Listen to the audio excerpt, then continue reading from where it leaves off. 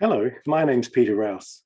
I'm a glass artist from New Zealand, and I've been making glass for about 42 years. Today, I'd like to talk to you a little bit about my work and show you some of my process, and I hope you enjoy my slides. Thank you.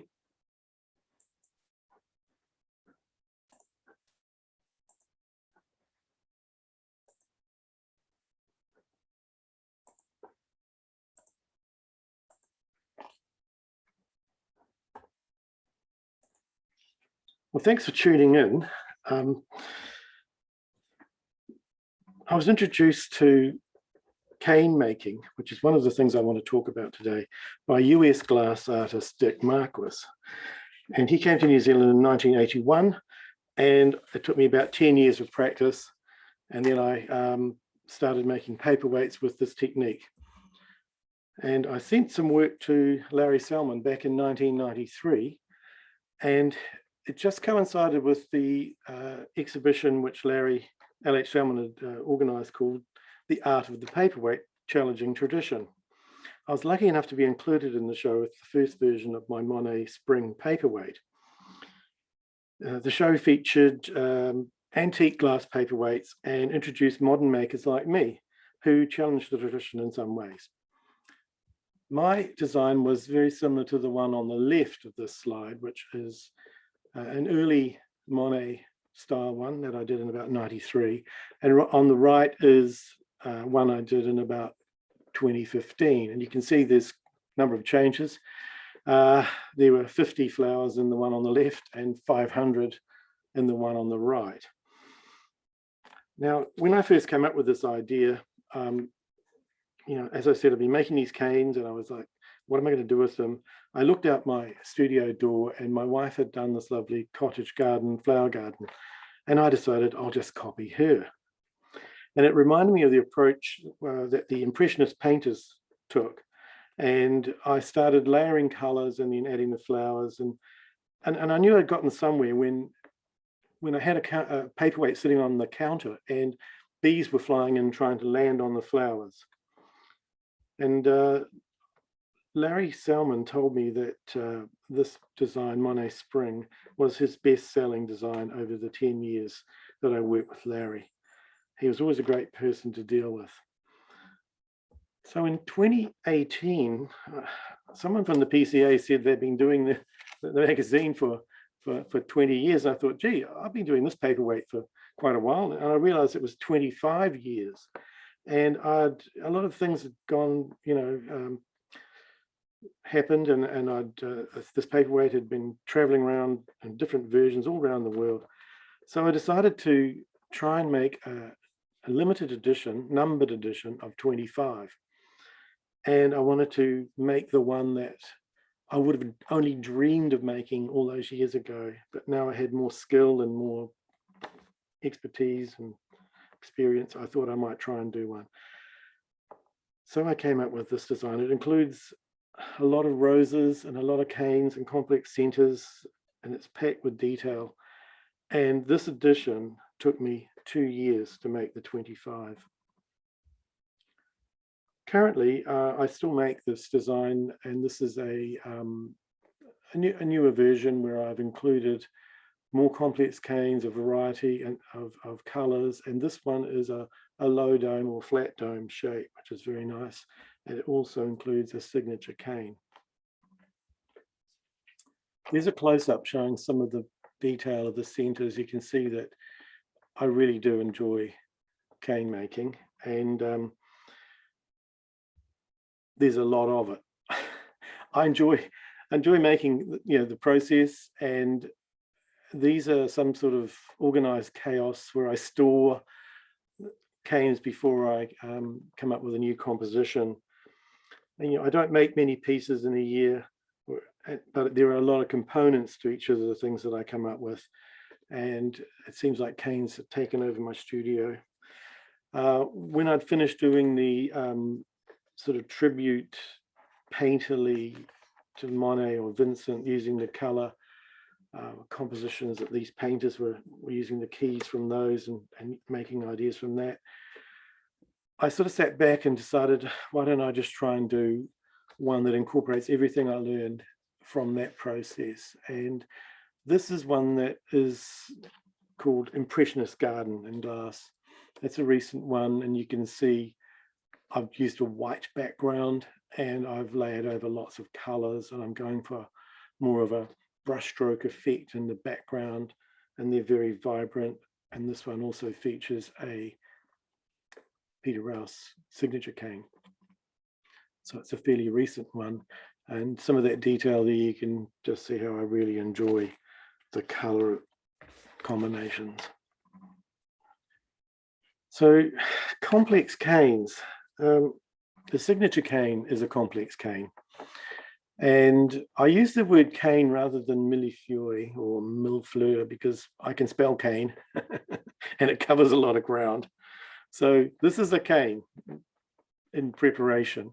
I've sculpted each letter out of white glass and surrounded it with blue glass. And each letter took about a half a day. So it was 2 letters per day, and it was quite a long and involved process. So what you do is you cut them up and then you set them up. This will be heated up.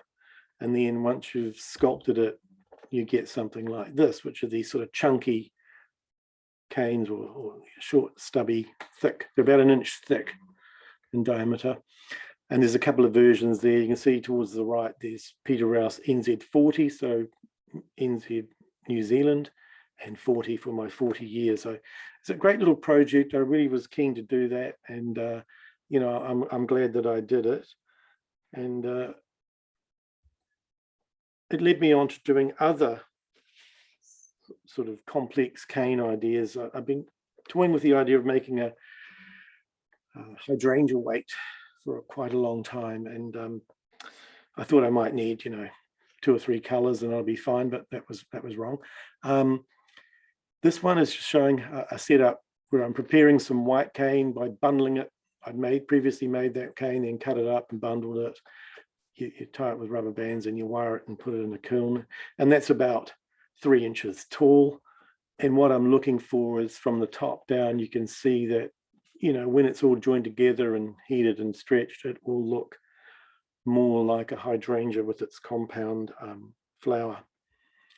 So, you know, as I said, I thought I needed 3 colors like white, pink, and pale blue, and turned out that was wrong. What I really needed was a lot more cane. So in this hydrangea domed paperweight, I've used a transparent blue for the background, and I've overlaid greens for the foliage. And then on top of that are all these compound canes or complex canes representing hydrangeas. And there are 3 different kinds of white hydrangea flower in this composition. There's at least 2 or 3 pale blue. There's a couple of pinks and a couple of greens. And I can count about 12 separate ones. So there's a heck of a lot of work just to make the flowers, to make one weight, which is why there's so few of these around. I'll have to start making more hydrangea cane shortly because I don't have enough to make anything right now. You can see from the detail that, you know, there's a lot going on, even though the overall composition just reads with color and tone as a sort of a field of hydrangeas. I enjoy working with color, and this one is one I call Night Garden. It's another flat dome or low dome paperweight about 3.5 inches across. It's where I've made a lot of different yellow flowers with different versions, different centers, and I'm just using complementary colors like pale blue and yellow to make the design pop. And if you see the zoomed shot here, you can see the different details just by changing the center, changing the type of glass in the center. You get different effects, different reactions. There's so much detail with cane. It's why I enjoy working with it and developing it. It's a wonderful process. I also did some dome paperweights in this design, this composition. This one just recently sold to a New Zealand customer. The great thing about the dome paperweight is you can turn it around and the composition changes as you turn it. And that's another thing that I enjoy. This is a bit different. This is something where I call this the Orphic garden. It's an ancient creation myth, similar to the Garden of Eden, but it's just a different story. In my work, I've really explored the painterly garden theme and the paperweight tradition of encapsulating in clear glass.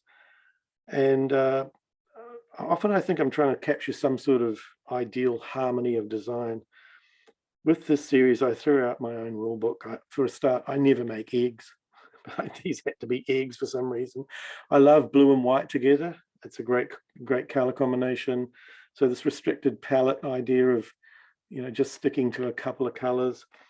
I stole the look of Delft or Ming pottery.